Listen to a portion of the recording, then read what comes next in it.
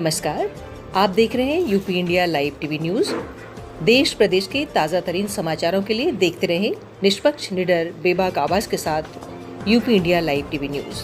अब समाचार विस्तार से। बलरामपुर सदर विधानसभा क्षेत्र के ग्राम पंचायत भीखपुर में विश्वकर्मा शिल्पकार पीडीए जन संवाद कार्यक्रम का आयोजन जिला अध्यक्ष समाजवादी पार्टी मणिकलाल कश्यप की अध्यक्षता में किया गया। इस अवसर पर कार्यक्रम को संबोधित करते हुए पूर्व मंत्री एवं समाजवादी पार्टी के राष्ट्रीय सचिव राम आश्रय विश्वकर्मा, विशिष्ट अतिथि लोकप्रिय सांसद श्रावस्ती चौधरी राम शिरोमणि वर्मा, विधायक गैसड़ी राकेश यादव, प्रदेश सपा सचिव ओंकार नाथ पटेल, नरसिंह पाल यादव आदि ने अपने विचार व्यक्त किए। सपा युवा नेता कृष्ण कुमार जिहार, पूर्व विधायक जगराम पासवान सहित अन्य तमाम वक्ताओं ने अपने विचार व्यक्त किए। हमारे उतरौला संवाददाता राम निवास यादव ने खबर दी है कि विधानसभा क्षेत्र उतरौला में विश्वकर्मा शिल्पकार पीडीए महासम्मेलन का आयोजन व्हाइट हाउस में आयोजित किया गया।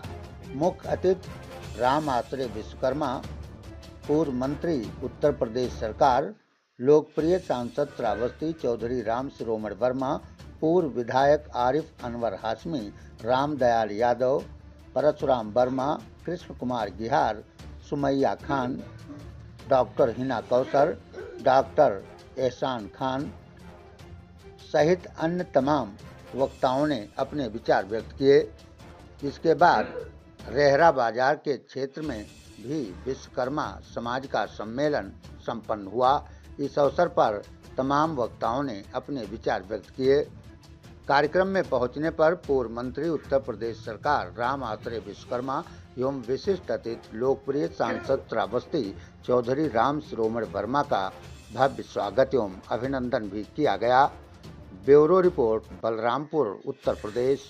हम आपसे कहना चाहते हैं, पहचान समाजवादी पार्टी ने आपकी बनाई, आपको तरक्की के रास्ते पर ले जाने का काम किया और आपके रोजगार, नौकरी रोजगार का प्रबंध करके आपके नौजवानों को आगे बढ़ाने का काम किया।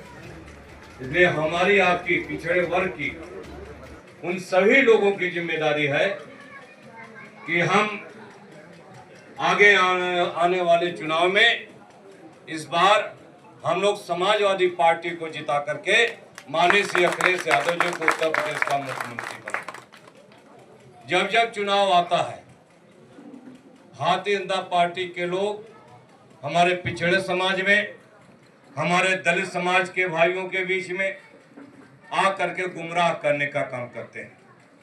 कभी धर्म का सवाल उठा देते हैं, कभी भगवान राम के मंदिर बनाने का सवाल उठा देते हैं, और कभी मंदिर और कभी हिंदू और मुसलमान में हमको उलझाने का काम करते हैं और हमें हिंदू बना करके, हिंदू का वास्ता दे करके हमारे दलितों का, पिछड़ों का वोट लेकर के सरकार बनाने का काम कर देते हैं। और जब भारतीय जनता पार्टी सत्ता और सरकार में आती है, जब हमारे पिछड़े वर्ग के लोग, हमारे दलित समाज के लोग जब नौकरी रोजगार मांगने बीजेपी के पास जाते हैं, जब अपना अधिकार और सम्मान लेने के लिए बीजेपी के पास जाते हैं, तो कहते हैं नहीं, तुम तो दलित हो, तुम पिछड़े हो, तुम लोहार बढ़ई हो, तुम राजभर चौहान हो, तुम चमार पासी हो, तुमको अधिकार नहीं दिया जा सकता। वोट देने के लिए भारतीय जनता पार्टी के लिए हम हिंदू हैं,